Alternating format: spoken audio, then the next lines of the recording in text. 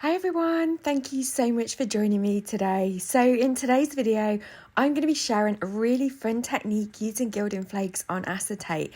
And I'm going to be using these products from Funky Fossil Designs. I've got the Wings of Change stamp set, which is these gorgeous graffiti-like butterflies, very good for mixed media. And then I've got the Mixed Media Compendium paper pad.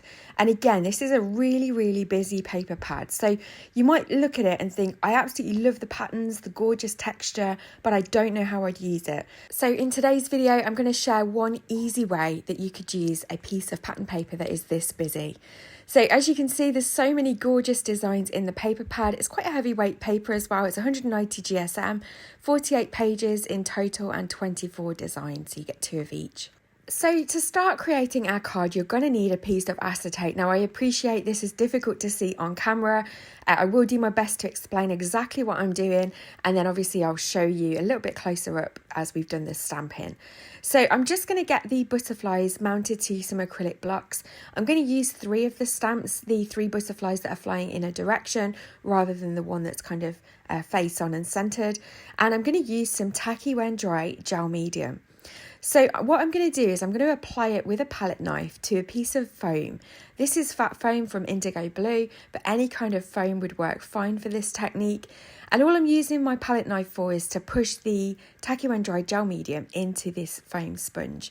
Because what we're going to do is turn this into an ink pad, as it were. We're going to ink up our stamps using the glue. If you've got the Indigo Blue flitter glue or another type of tacky glue, then you can use that as well. That will work great for this technique too. But I thought I'd try using the Tacky when dry gel medium today. So I've inked up my stamp, as it were, with the glue, and I'm just stamping it down on the acetate. You want to be careful that the stamp doesn't slip, and then I'm just going to bring that up to the camera so that you can see that stamped image there. So definitely with the acetate, as you stamp, you will be able to see it in real life. It's just very difficult to show it on camera. But I'm going to go ahead and stamp the other 2 butterflies as well, and I'm just going to add a little bit more of the Tacky when dry gel medium to my sponge, just so that I get a nice crisp impression. So I left it to dry just for a few minutes while I went and washed my stamps and palette knife, and you can see now the images of the butterflies show really well on the acetate.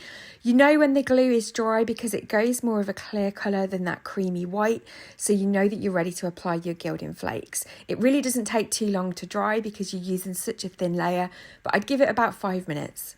So I'm going to be using these Sheffield Steel Gilding Flakes from Indigo Blue today. What I love about their Gilding Flakes is that they're nice and big flakes, so you don't get loads of dust.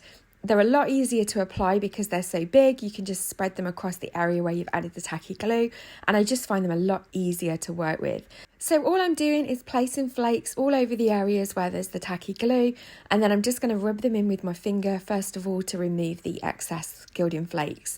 Now I am working on a piece of copy paper just to make it a lot easier to pop the excess flakes back in the pot, but also you will find with acetate it's very static. It's a bit of a pain because the Gilding Flakes just want to stick everywhere. So I've got a little tip to help that a little bit later on, which I'll share with you, but I'm just going to use a paintbrush here this is just a dry paintbrush, just to get into all the detail of the stamped images and to make sure I've removed all of that excess flake. I have come in with my Scoochy foam, which is like an abrasive sponge, just to help on the one that I was struggling to get the paintbrush into all the gaps. But then because these are graffiti style stamps, they're a lot more forgiving when you're using Gilding Flakes. I'm just going to use a microfiber cloth just to wipe off the excess flakes. And then to help with the static, I'm using an anti-static powder bag. So all I'm doing is running it over both sides of the acetate, and then I can come back in with my microfiber cloth just to wipe off any more Gilding Flake dust. And so here is our lovely piece of acetate with those gorgeous butterflies stamped on with Gilding Flakes. I think it looks really pretty, and you could choose to use either side if you prefer. I'm going to use the side where the Gilding Flakes are facing towards me today, but you could definitely use the reverse if you prefer. So to turn it into a card, I've got a 4 1/4 by 5.5 inch card blank. And I'm going to use the Essential Stylish Ovals die set from Spellbinders, and I'm just going to die cut an aperture from the front of my card blank. So I've opened up my card, it's a top folding card, so I only want to die cut from the front panel, and I'm just going to tack it in place using a little bit of washi tape just so that it stays nice and centered. I'm going to run that through my Big Shot die cutting machine, and then we'll have that lovely oval shaped aperture from the front of our card. So next I'm going to show you how I'm going to adhere my acetate to the front of that card. It's going to sit in that aperture window just like that. Now I have got some red line tape, but it wasn't quite thin enough, so I am going to use my liquid glue today. And to be honest, either works just great. With acetate, you're always going to see the reverse of the adhesive. So yeah, you just need to be mindful of that when you're gluing it down. Because this is going to be a 10-fold card today, you're not going to see the glue. So I'll show you how we're going to hide that a little bit later. Now, I'm just going through this paper pad to try and work out what I really want showing behind the window. I kept pulling pages out and then I thought, why don't you just open the card and hold it over? So that's what I'm doing now. And I definitely decide I want the more purple and pink tones behind the window because I think it complements the silver really nicely. So I'm going to pop those other pages back in the paper pad and I'm going to trim this piece down just so that I've got that pink and purple section. And I'm just trimming it down to be about 4 inches by 5 1/4 inches, just so that it sits nicely in that frame, but it doesn't overhang the edge of the card. And again, I'm just going to stick that down with some liquid glue. So next we need to create a mechanism or stopper for the bottom of our 10-fold card, because this portion of the card isn't going to open. And you want to kind of create an accordion style stopper. But you will need to experiment with this depending on the die that you use to create your aperture. Because I've used these stylish ovals, I've actually left a very thin border at the bottom. So it's meant that I've had to kind of adjust this a little bit. So I've put this to 2.5 by 4 1/4 inches, and I'm just scoring down every 1/4 of an inch all the way along. And then I'm going to fold it, valley fold, mountain fold, all the way along so that you get an accordion piece. Now, if you've got more of a border at the bottom of your aperture window, then you definitely wouldn't need this many folds. You'd probably only need a 4 1/4 by 2 inch piece of card, and then you just score it at 1/4 of an inch and 1 3/4 inches. But because I've got such a narrow frame, I really don't want the accordion to show through the acetate window, and so this was the best way of getting enough of a width to hold the card open, but enough folds so that it was discreet enough and wasn't visible.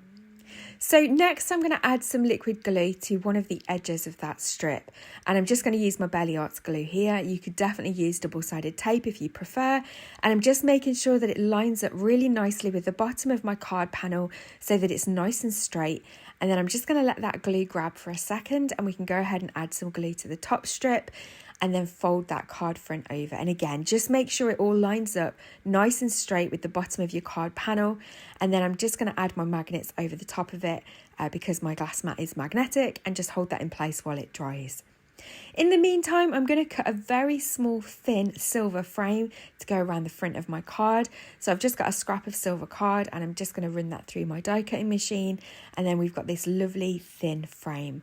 I'm just going to get any of those little feathery bits off the edge, and then that's just going to fit really nicely around that window.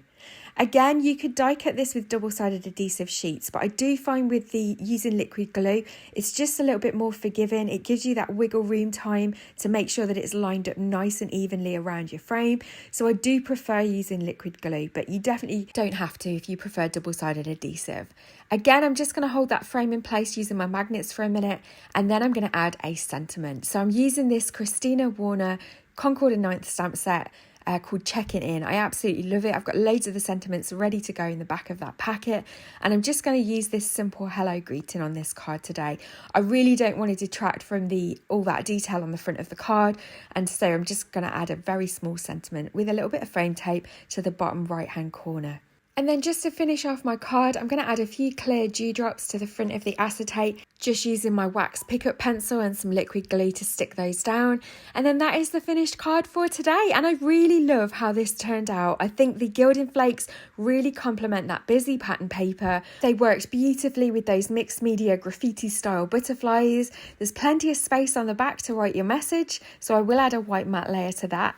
And then it stands up beautifully as well. So as always, all the products that I've used will be linked in the description box below.